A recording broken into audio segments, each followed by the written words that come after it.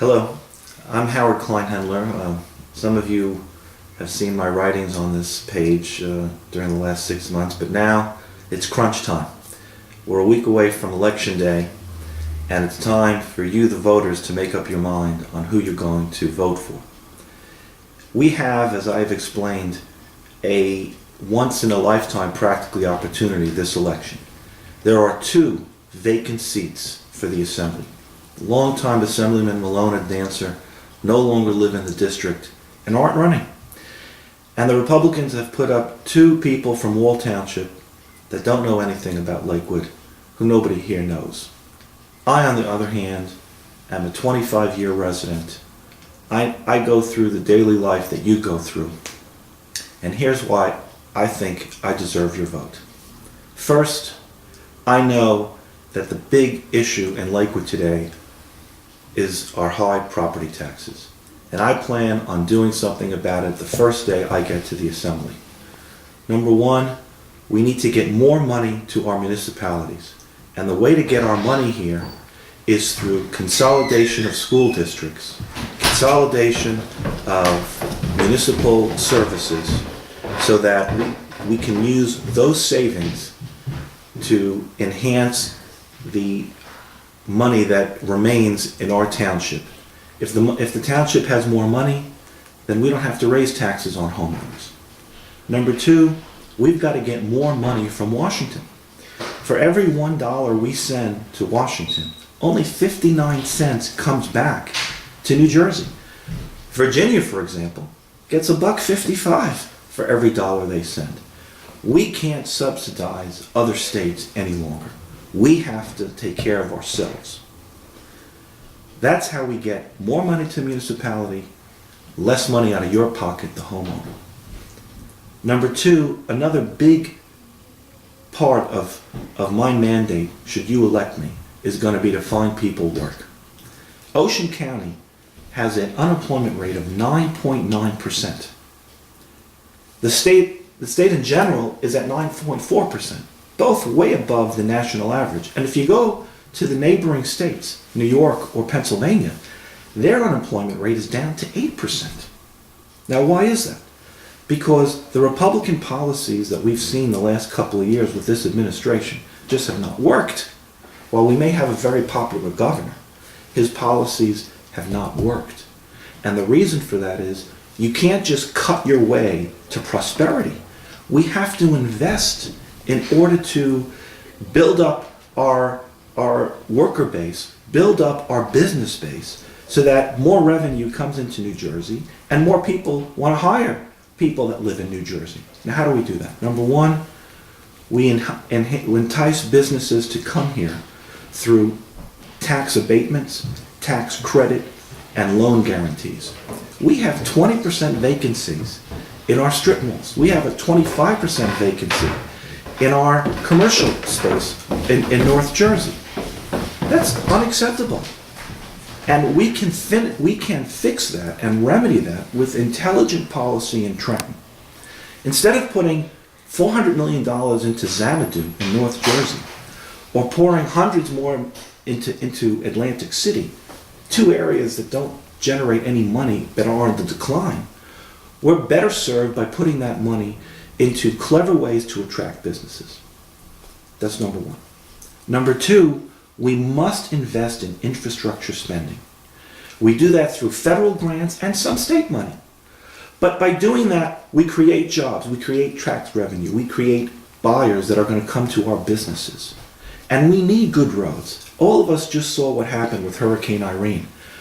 Imagine if our roads get further deteriorated. What's going to happen with the next flood?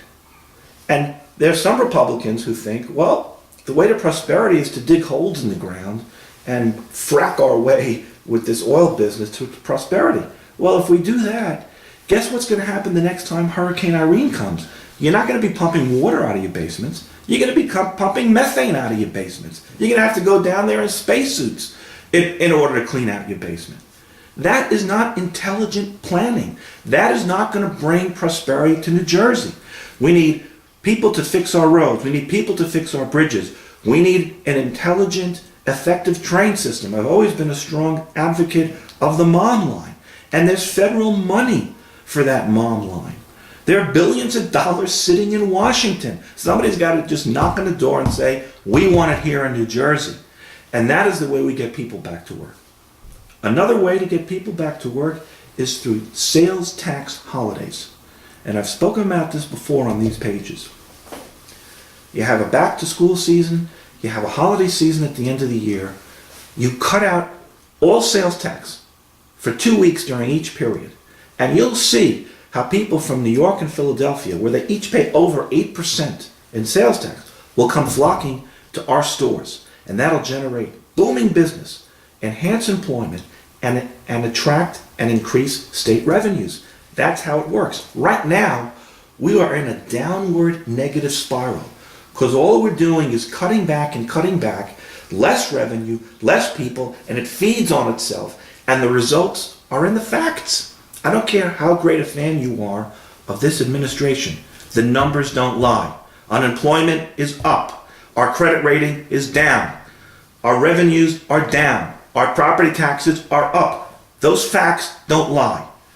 So you don't need to be a rocket scientist to understand that the policies of cut with no investment and no revenue generation doesn't work. Finally, let me explain to you that our seniors and our poor are important to us. And we can't take whatever prosperity we have and take it away from these elements of society. We can't cut Jersey care for the young couples who are just getting married or the poor families who can't afford insurance. We can't cut back and increase Medicaid deductibles for elderly people. What's going to happen? You're just going to push more and more people into our emergency rooms that are already very crowded. And guess what? Who pays the bill for those emergency rooms at the end of the day? You and me. So how are you saving money? You're better off getting these people early care, preventive care, so they don't have to run into an emergency room when their condition is far, far worse and much, much greater, and they require far more attention. Help them early, help them prevent, we save money. Look, as I said at the outset, this is a once-in-a-lifetime opportunity. Every one of you have 2 votes. You get to vote for 2 assembly spots. Even if you are a traditional Republican, you can still vote for 1 Republican, and you can still vote for me. It's not an all or nothing. The ticket can be split. Now ask yourself a question. The Democrats are in control of both the Assembly and the Senate. They will retain that control. Every expert says that because the redistricting favors the Democrats. So even if you vote for 1 Republican assemblyman, someone who's going to sit in the minority, what value is added by voting for that 2nd Republican assemblyman from Wall Township that's going to sit in the minority? Wouldn't it be better and smarter to at least use that 2nd vote for me? So now you have somebody in the Democratic Party who's going to be sitting in the majority and who's going to be able to bring a bipartisan approach to getting what's good for Lakewood and what's good for the district. Think about it.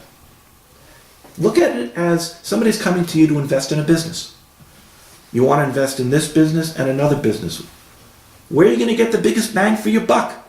I say, put some of your money into me and you get the best of both worlds.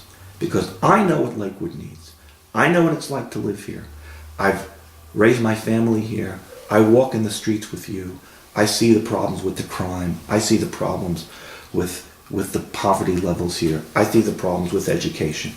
And I'm somebody you can trust. I'm with you on social policy. I'm pro-life, and I support the Defense of Marriage Act, which defines marriage as a union between only a man and a woman. There's nothing to talk about on those issues. And I've gone on the record on those issues.